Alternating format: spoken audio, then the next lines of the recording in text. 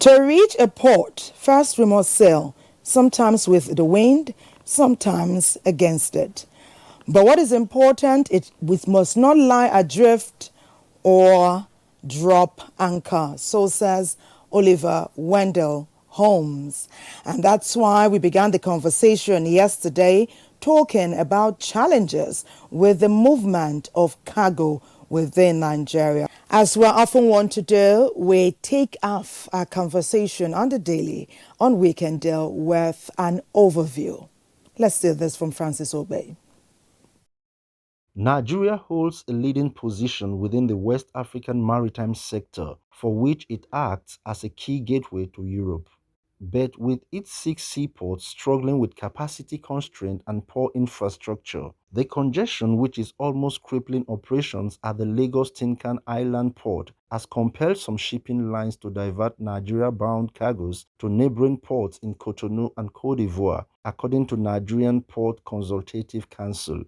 If it will cost me less to bring my goods to Cotonou and haul it by road into Nigeria, or drop my goods in Côte d'Ivoire, or Ghana, or Togo, and haul it to Nigeria by road, if I'm going to save 80% of my costs, 80, you're paying hundreds of millions to clear your goods in Nigeria. In Togo, it's cheaper. In Cotonou, it's cheaper. In Ghana, Côte d'Ivoire, it is cheaper. You haul it by road, it is far, far cheaper. You save money. So it is simple economics. It's simple economics of efficiency. It's simple economics of saving your cost and maximizing your profit. So that's one of the reasons why folks prefer to go to Cotonou. The port congestion is also caused by aging infrastructure and an almost complete lack of automation, which means every container must be physically inspected by custom officials. Where you make your payment, where you get your documentations, where you get your clearance, is all one stop. And mostly you can do it from the comfort of your office or your house, even from your phone, depending on the level of digitization. Comfortably, you can make your payments, but unfortunately, the Nigerian port is still manual, or analog as some will call it. You bring 137,000 containers into the country. That's average containers that enter the country. Each one is done manually. You open it, you start going through it. You don't do that in this century anymore. But unfortunately, that is the way it is. There are also dry port and inland container depots across Nigeria to receive containers from rail or road from the seaports for examination and clearance by custom and other competent authorities. Ministry of Trade, Ministry of Agriculture, Immigration, all these other agencies, the police is there. Then SSS is there. Come on, Navy is there. All of you, security agencies, you're all there, from the police right down to the Navy. Navy I can understand, but Navy doesn't even have to sit inside there with you. Navy should be, outside there. So if you look at so many agents, even the security, you can just reduce it. Maybe just the police, maybe just DLA, which you can understand for drug reasons. So it takes political will to get that done. Though a number of administrations have introduced reforms at various times over the years, the cost of doing shipping business at the port has remained high, with no sign of relief in sight. We can't concentrate 80% of our shipping services in Lagos alone. This requires diversification. We have idle ports in Calabar, idle ports in Warri, idle port in Port Harcourt. Port Harcourt, that's even called a port. Their port is idle. There's no reason for that. They can direct, they can give incentive to shippers. They can provide security. Furthermore, the issue of 24 hours. The ports, particularly Lagos port, have to be 24 hours. Our focus on Weekend Deal today will be on the challenges of cargo movement in Nigeria's ports.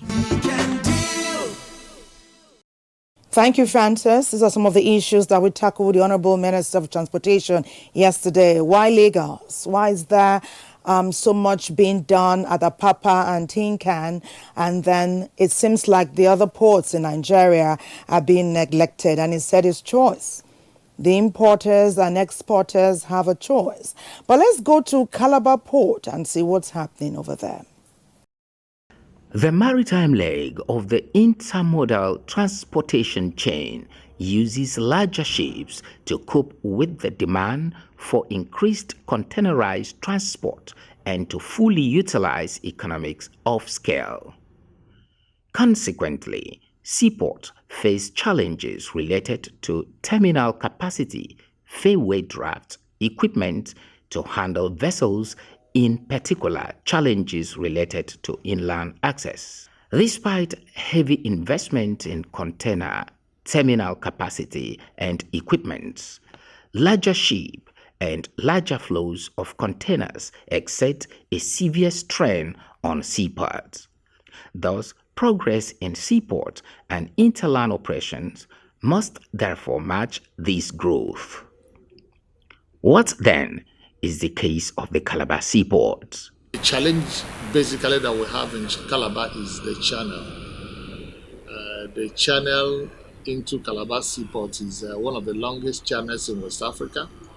And apart from that, Calabar port is not, it's like a river port because of location. It's not it's a deep sea port.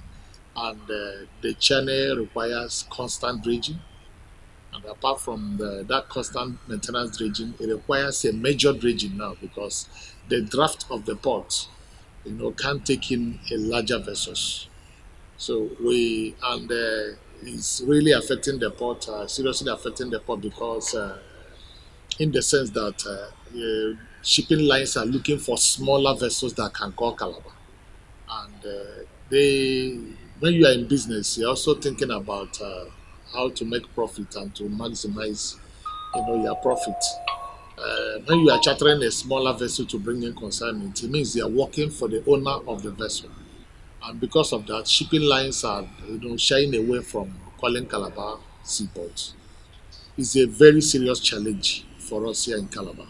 The shipping companies complain, of the depths of the sea. They call it maybe a shallow port, which we, the port users, we don't really believe them because other, like the merchant vessels, they are coming, bringing some raw material for industries and even petroleum products. But why is it that we don't see a cargo vessel is what we are still, trying to comprehend at the moment. When you complain, I know that, the depth of Calabar Port comparatively is, it's not as high as what we have in other seaports, but we can still manage to have traffic. But I don't really know what the problem is at the moment because we have done our part, try our best as stakeholders, and it still not seems to work out. So at this point, I think the government should also come in to see how they can make that possible. Efficient handling and movement of cargo to and from the hinterland is crucial for the overall performance of seaports and for the whole supply chain. Thank you, NTA Calabar. Now we get to know what exactly is happening there and what can pose as a challenge to constant and consistent usage of the Calabar port. We move to Lagos, to our ETV, educational television over there, where they're going to be telling us about movement of cargo to neighboring countries, maybe in from the countries and then out. Let's learn more. The Nigerian Ports Authority has remained a federal government agency that regulates the port industry of Nigeria, while its major statutory function is to offer cargo handling and storage services for international and local businesses. The major ports controlled by the Nigerian Port Authority includes the Lagos Port Complex and Tinkan Island Port in Apapa, Lagos. The Lagos Port Complex has from inception played a crucial role in the conduct of the external and internal trade of a nation that adjoins the sea. A visit to the Lagos ports revealed that the ports have become less competitive as importers lamented over the cost of clearing their goods at the ports. They gave reasons for patronizing ports of other neighboring countries. There's a lot of problem here. One is transportation. For you to take your cargo from this place to your location or your warehouse, it is too difficult. When you finally find your way to drop the cargo in your warehouse, before it takes 2-3 weeks, Nigerian custom duty is so high when compared with Benin Republic and some other places. There was a job I was doing for somebody, an importer, and that was transformers. But the situation arises, you start taking it from Cotonou. Why? Because the import here is too much. You understand? The import here is too much. And all these things are making things very costly in our market. If you import your goods through the Nigerian ports, well, it will take some days to arrive at the destination. You can see the hold up. At least for 3-4 days, the vehicle are on the road carrying your goods, and you don't know how safe it is. So that one can make them to use other ports. So the cost of doing business in Nigerian ports is high than all other ports. We are facing a lot of challenges pertaining to the road, and the problem we are also facing is the shipping company. They are not making it easy for us or for importers to bring their goods down to this place. More importers lamented on the series of illegal payments and extortions, which largely contributes to the high cost of doing business at the ports. More report has it that terminal operators employ delayed tactics to ensure that cargoes run into demurrage and importers are compelled to pay. For a truck to move from here to Maitu, it can take up to 3 or 4 days. And at the end of the day, the shipping company is charging you demurrage for the container. Whether you are bringing it back or you're not bringing it back, they charge you a whopping sum of 12,000 to 15,000 naira a day. You see, the empty container will stay for 3 weeks, 4 weeks, even more than that on the road. And the shipping company are charging every day, like 10,000. Some are more than 10,000 naira per day. Somebody who is spending another about 300,000, 500,000 naira just because of the traffic on the road, who may run from the port. They don't want the importer to take their refund. That is why they want your refund to go with them. They don't want you to take their refund. That is why they don't allow they force you to bring your container in. So by the time you bring it in, you'll be spending 1 month, 2 months. So before you will come inside, your refund has already finished. To sustain import and export businesses in the nation, government is to look into the high cost of doing business at the nation ports, as huge revenue is lost on an annual basis as a result of the continued patronage of other neighboring ports. Thank you, ETV. That package reached us from Lagos. The Apapa Port, Tinkan, Lagos, has been in the eye of the storm. Everyone is talking about it. There's so much happening there. People are talking about digitization of the process, talking about the clearing agents, talking about a good number of people who are there and who may not be required to be there. In fact, the Honorable Minister of Transportation described this as a marketplace. Is that what it ought to be? Henry Wabicha says, and I quote, that it's not when the ship sails that's important, is when the ship comes to port, sails into port.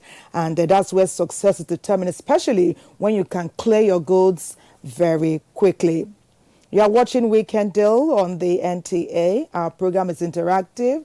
Tell us what you know. Tell us what you think. Ask us questions. And we'll do our best to provide answers and solutions. It's time to show for you the chat that was held with the Director General, or the head of the Shipper's Council, Hassan Bello. Let's see this.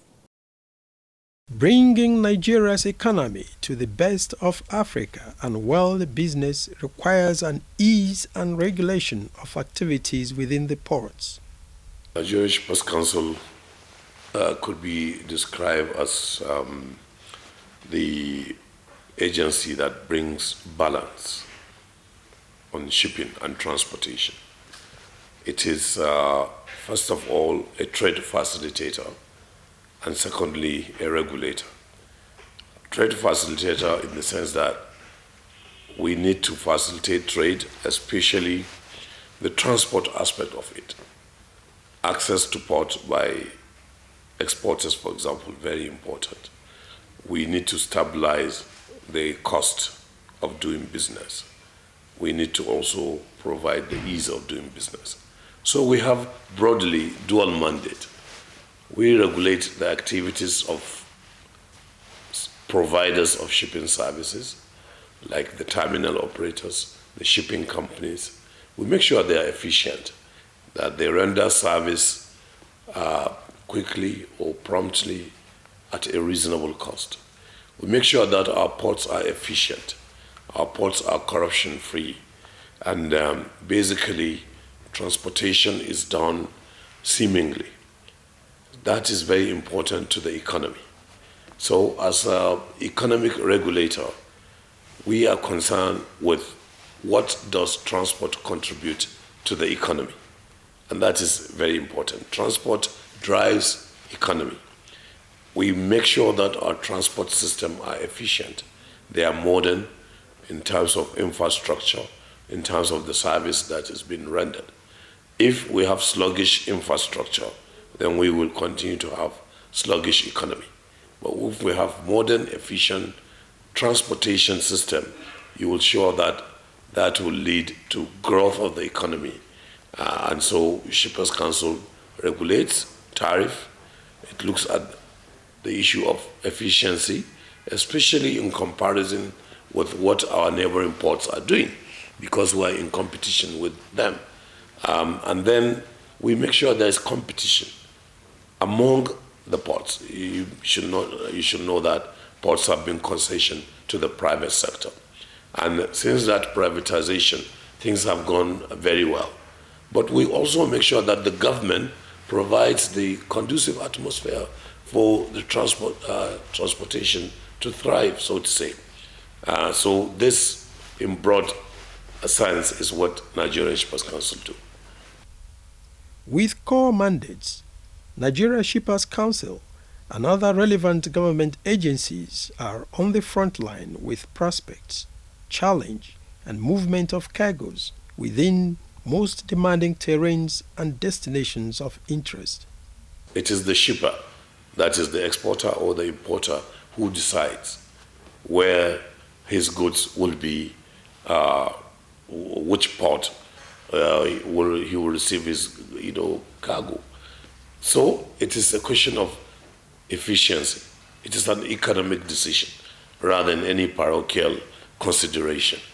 An exporter or importer will look at, first of all, how fast can I get my cargo off the port? Okay, in some of our ports, it's 7 days to get your cargo out. In Nigeria, unfortunately, up to now, we are doing 20, 21 days, 18 days. What is the cost of bringing out my cargo or exporting my cargo? What documents will I sign? What is it laborious? Is this tedious for me to do that? So these are economic decisions. And that's what we are trying to do, Nigerian Shippers Council, to ensure that our ports become the preferred destination.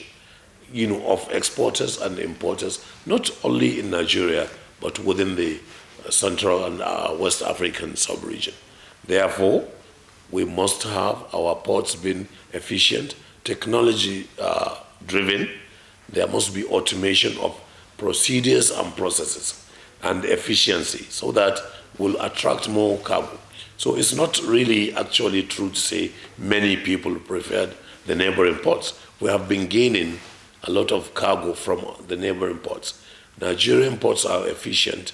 Nigerian ports have put the terminals, since concessioning, have made tremendous investments. However, the issue of infrastructure is what is defeating that.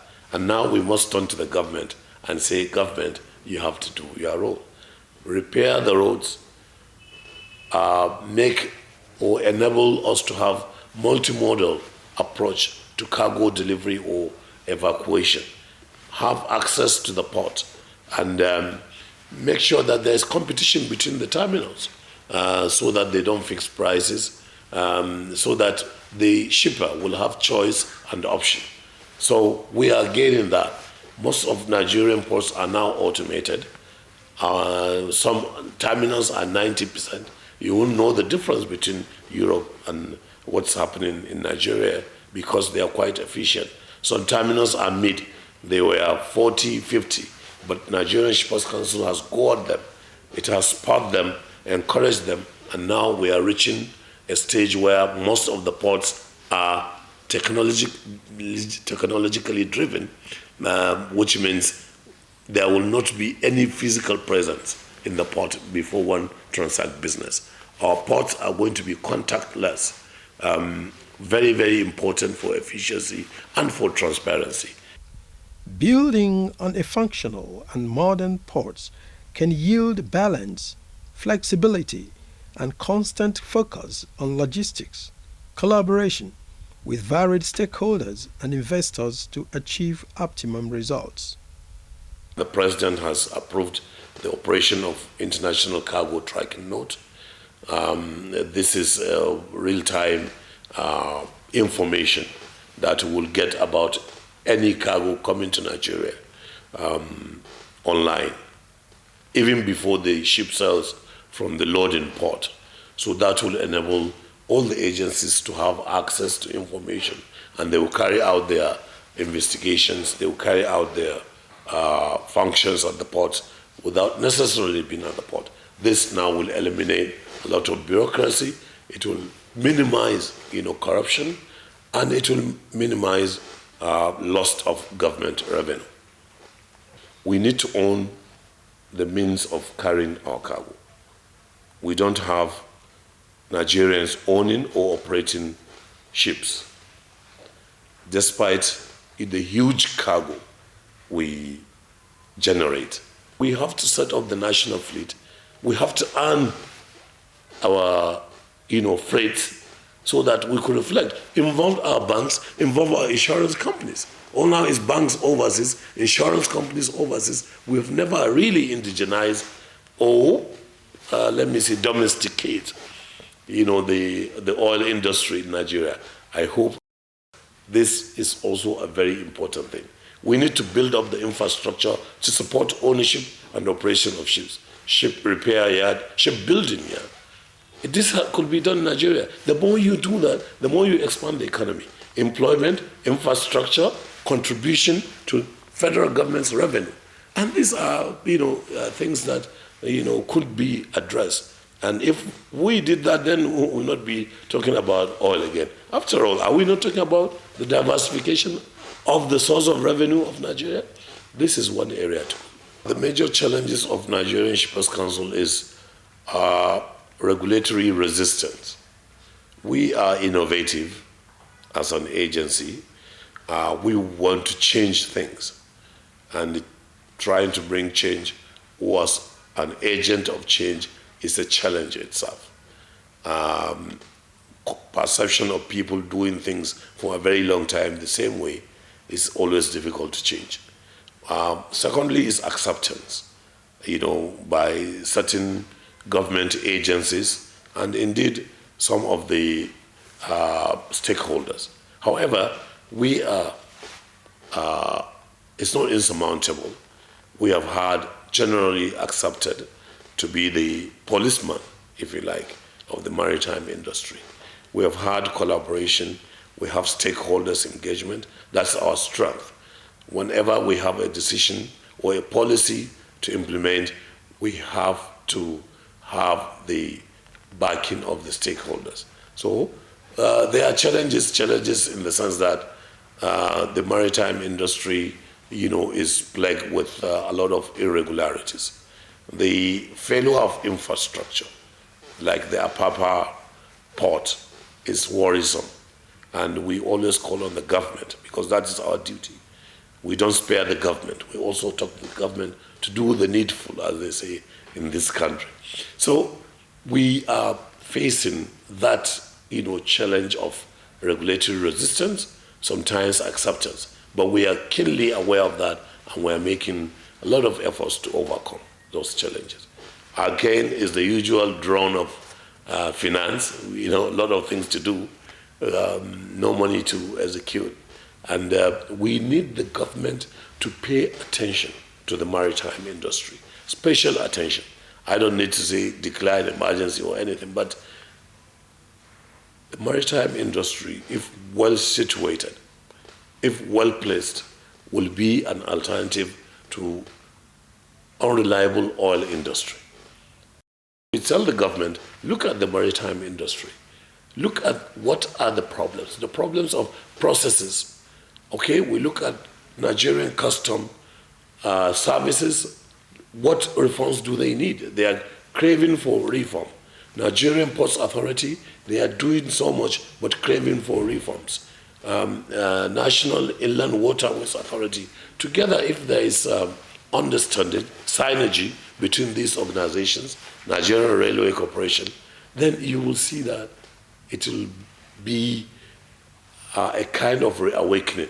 The maritime industry can finance the budget of Nigeria twice over. It can create employment. It can bring a cluster of industries.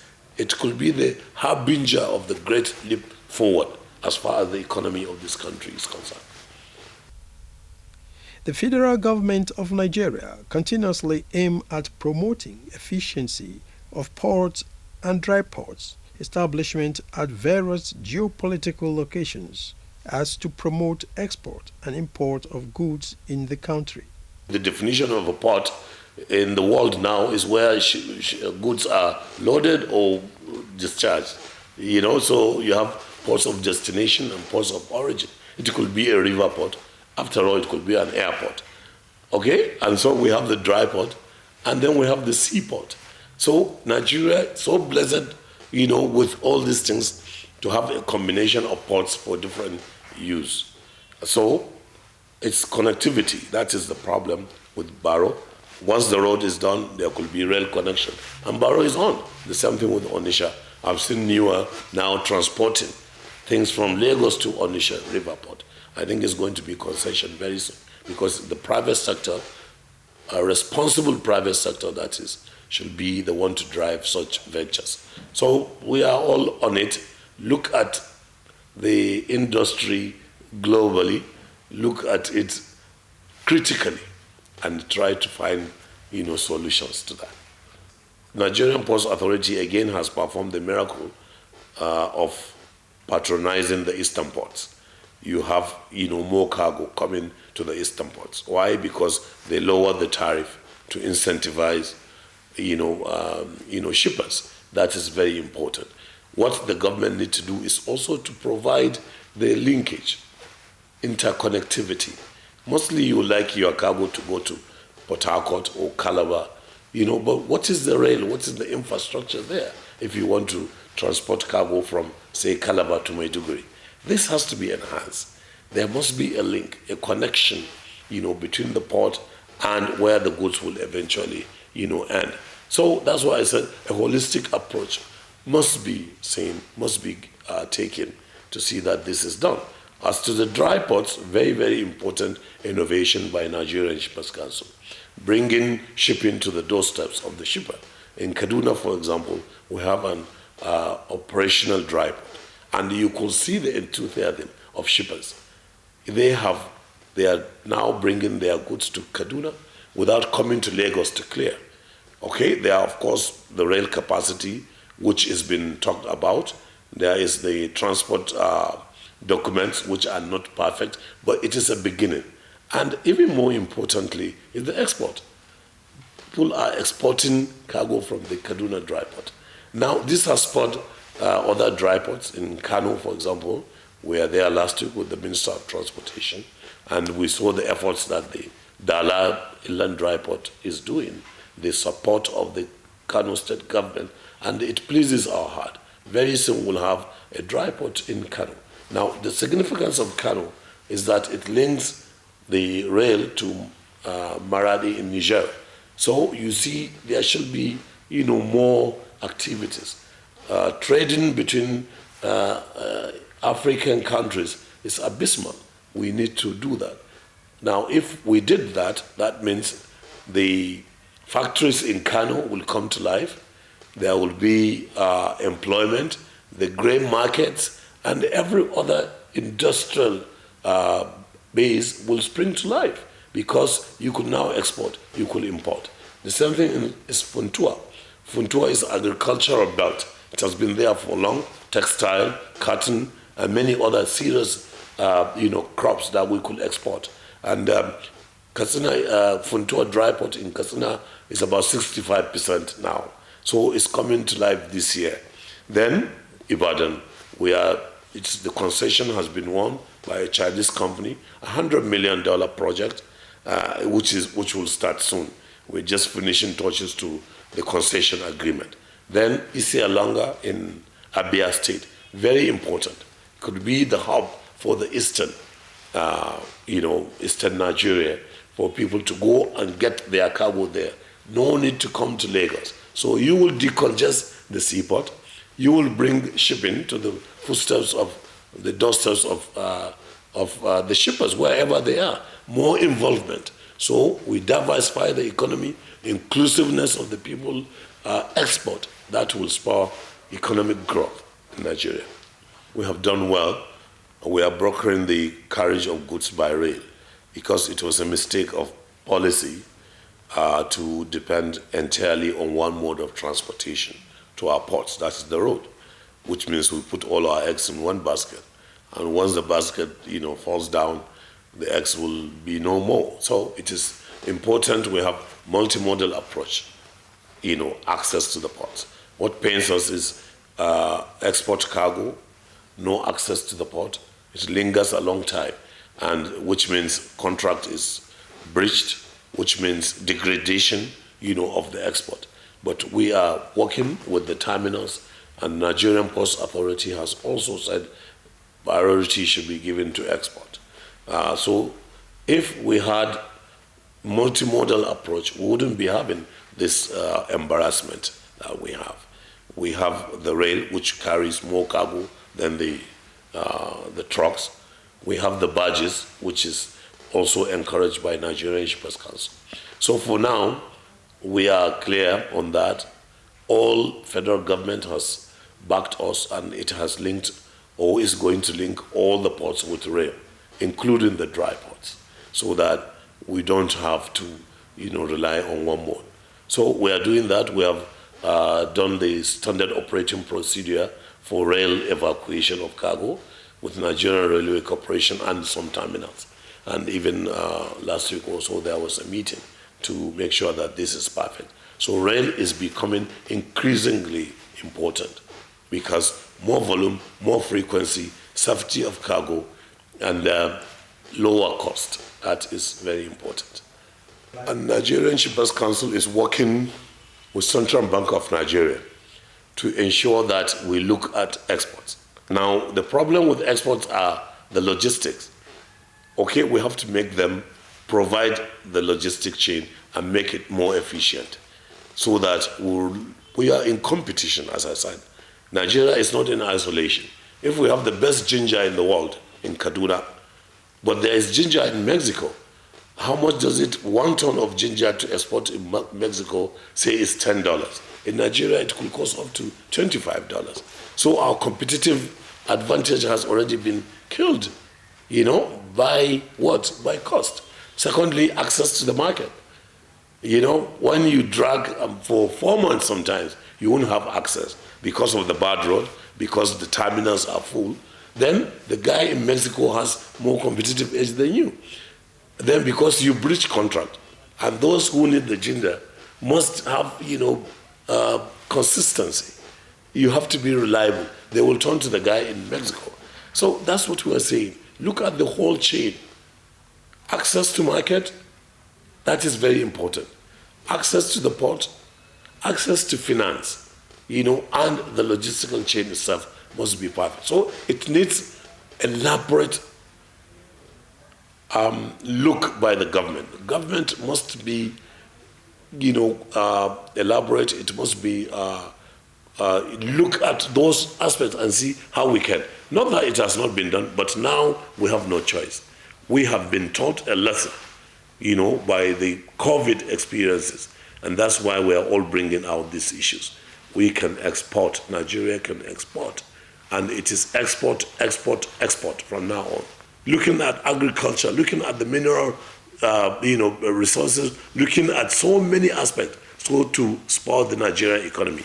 One thing I will have to tap the governor of Central Bank and said, look at the maritime industry, especially export.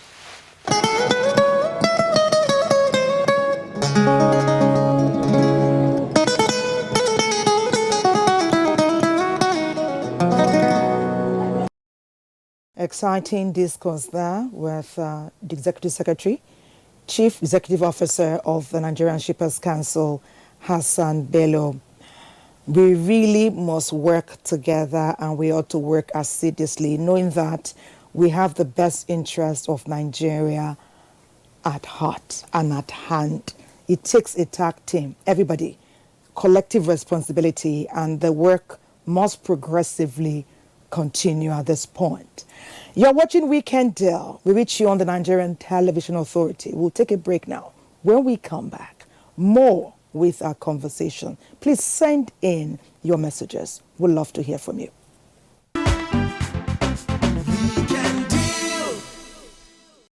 You are watching Weekend Deal, and it's always great to have your company. We're talking about the challenges of movement of cargo within Nigeria, from port to port, clearing, optimizing the process to make it less cumbersome, the role of clearing agents, and lots more. Yesterday, we heard from the Minister for Transportation. Today, we heard from the CEO of the Nigerian Shippers Council. Let's hear from the man at the helm of the Association of Nigerian Exporters, talking about the Director General, Joseph Ediang. How are you, sir? It's a pleasure to be here. You were here last week when we're talking about the ease of doing business. So this is a continuum of sorts, challenges at our ports. What have you experienced? Thank you, viewers, for having me here today. And like you said, to have been given an opportunity last week and again this week, it shows the NTA is seeing this as a major problem for this country. The issue of ease of doing business, this port is a major bane, because when we say port, we've talked about the seaports. Even in the airports, we're also having challenges. But now looks like everybody's talking about the seaport. You will see that when you travel out and you fly into some countries, you notice that you have the choice to use train to enter the city. The same thing is also in such countries with seaports. That is the beginning of the problem. I recall traveling with the Minister of Industry some years to Chicago, and they were taking a vehicle, and I was asking the people, it was my first trip, I said, where is the train? Is there train service here? They say, yes, the train service here. Even the two airports, major airports here, they are train services. So I took the train and arrived at the hotel just next door. They were struggling to reach their destinations. The next day, the state was introducing their infrastructural facilities. And I told the minister, that's true. Minister, when you were entering the moderate leave, I was entering the train. And I paid $2, 50 cents. Okay. They were paying like 100. So how do we relate that to the port? So that's the port. So if you have, starting with that, if you have the railway as a priority to link the ports, you quickly solve these issues. Because that one, nobody's stopping it, it's not blocking any road, it's going. So the wisdom could have started there. Like you said, the Minister of Transportation was here, said that's the key. He talked about the Takpe and some other area that can now carry cargo. I'm talking about ports. Yes. Leave the interland. You hear of Itakwe, you hear of Niger Republic. Those are some distractions. The major issue is get the ports, rail lines to the ports, all the ports. Even if you did not take them across the whole country, once you can take them to safer highways, and you have inland ports, and they can truck from there. It will seriously elevate the challenge of movement of cargo. And then another angle is the issue of jetties. When you have problems at the seaports, you have to look for alternative ports.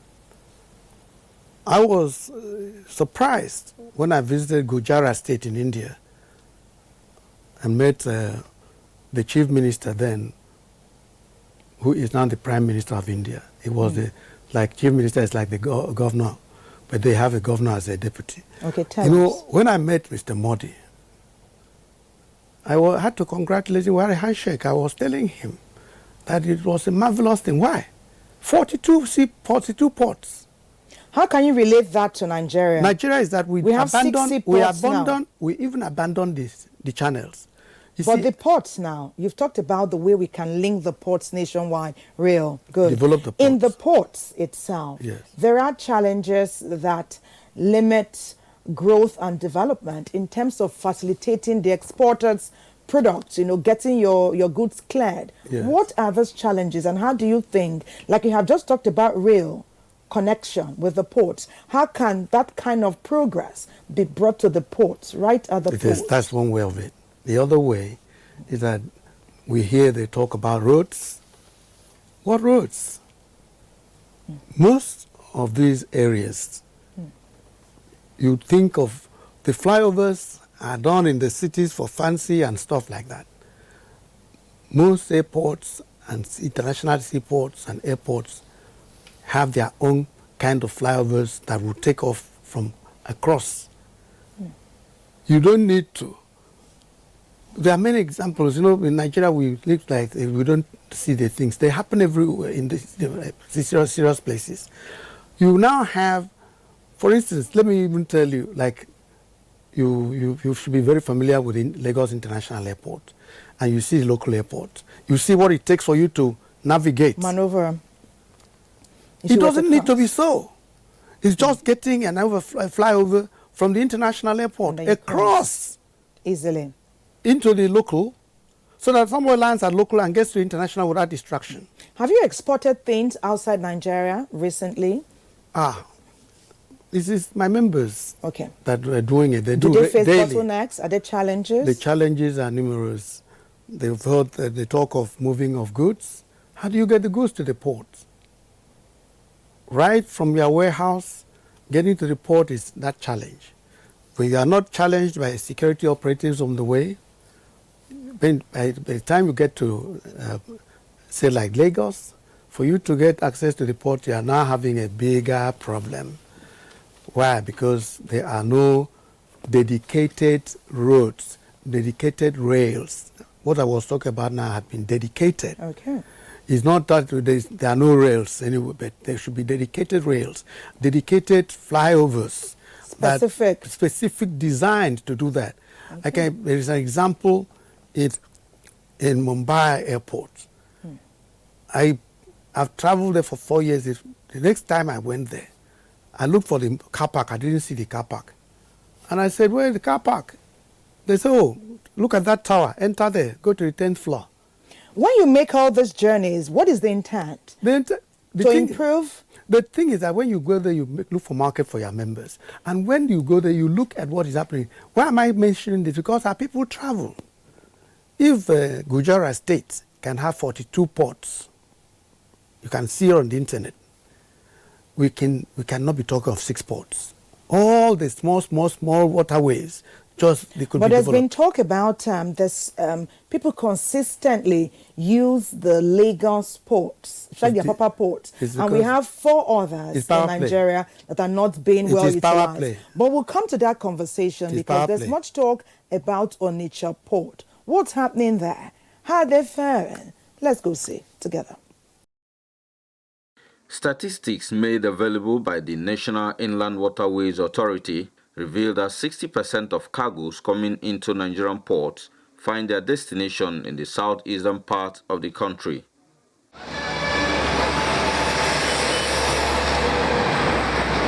Importers in the area say a lot of challenges encountered moving these cargoes by road will have been eliminated if the Onitsha River port is operational.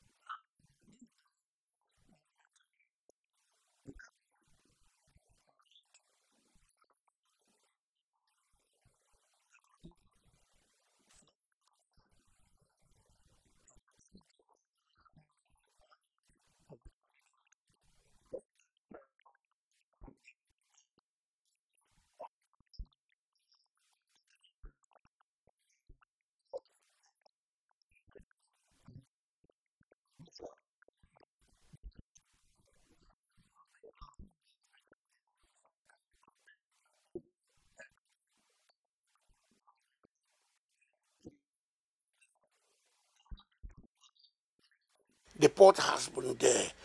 Where is the dredging that will take the kind of ship? That ship will not go beyond the first Niger Bridge because it has been constructed. It must be barges then that will carry on, maybe to River State if need be, so that they can avoid turbulent storms in the sea to get to Calabar and places like that, Yenagoa. Though a lot more efforts have been put in place by the present administration to commence shipment of cargoes from Lagos port to Onitsha River port, concerned citizens believe that the government should expedite action in commissioning the port for more efficiency and productivity.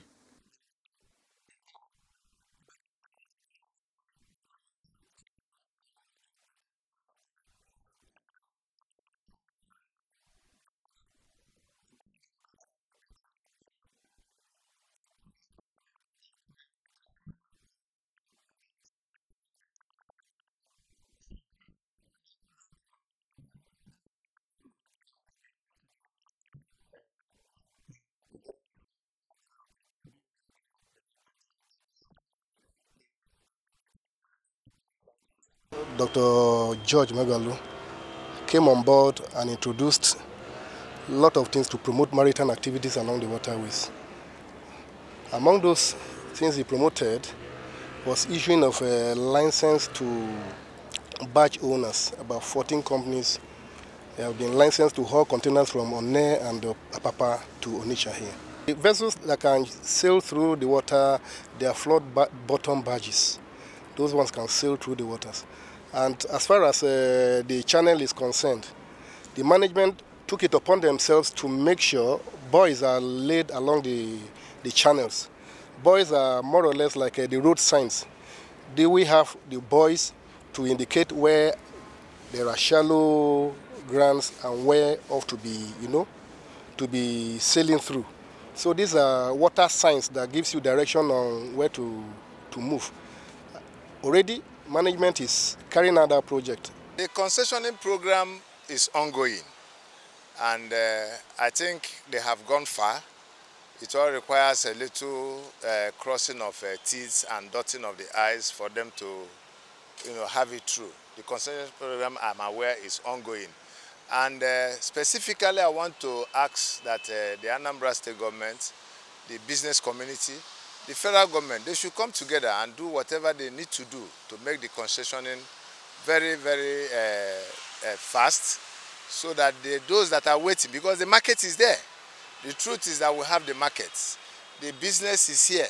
So they shouldn't allow this process to drag further than it has done. Thank you, NTA Onitsha. Wow, that was so in-depth. It's lending more clarity to this conversation and opening up more avenues for contribution from our viewers. Let us know what is happening. Do you live around there? Have you had dealings with some of these areas we're talking about? Let us hear your input. From that package, we learned that when you convey your goods by road, goods can be lost, there can be accidents, and there are delays. Imagine 60 checkpoints. DG, Exporters Association, tell us more. 60 checkpoints in one journey. What does that entail, and how would that impact that business that's supposed to happen at the end of that journey? There's no business there again. The business is killed. The problem in Lagos about jetties and movement of barges, they must resolve the struggle between Lagos state government and the NIWA. And NIWA. Because jetties are under the exclusive list. And so they are National Assembly matters. The Lagos state government decided to make a National House of Assembly decided to make a law trying to use waterways. So that became a problem. So most jetties in Lagos had to go to court. So the problem there. So if you solve that, you can take away so many. Word challenges. Okay. Challenges seem like something that if we come together to talk about it. Yes, they should dialogue. With consideration, they should dialogue. We can come they should about dialogue. Look at that. Look at that. If you have the jetties operating. But we need to take a feature now. There's so many areas to this discourse. Okay. We're looking now at the challenges of import trade. And let's go to Maiduguri for that. When we come back, we'll continue the conversation. Economic strength and sustainable trade surplus is key to a nation's development. International trade can be traced back to the need for exchange, which evolved from the barter system to the money system. This has made import and export trading an engine for economic growth. However, there are challenges surrounding importation and exportation of goods in Nigeria. Borno is strategically located at the three border stage and the frontier stage of Central African market. So when you look at that, an existing system is there. We need to make a gradual paradigm shift from that to the e-commerce. And that needs one time, it needs reorientation, it needs capacity building, it needs infrastructural development, it needs quite a number of things. Then in furtherance to that, we need to have the export processing centers. We need to have inland dry port, cargo container port, so that they could do their shipment directly to Maiduguri.